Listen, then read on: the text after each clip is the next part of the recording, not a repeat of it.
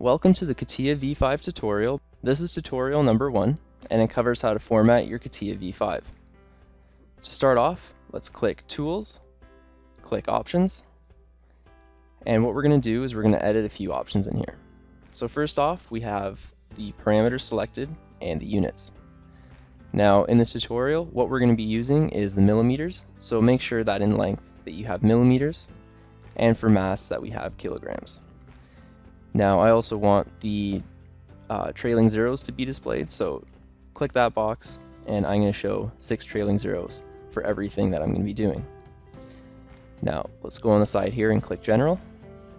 Now the other option I want to adjust in here is the data save. So what the data save does is it automatically makes a backup of everything that you've been doing on Catia. Now right now it's set to 30 minutes and I want to change it to 10 minutes. So I'm going to type in 10, press enter, and click OK. Now what this is going to do now is that every 10 minutes Catia is automatically going to save everything that's running in my sessions.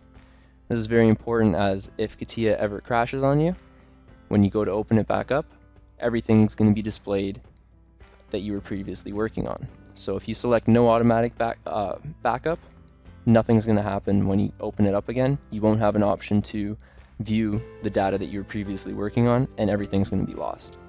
So I highly recommend to have the automatic backup every 10 minutes.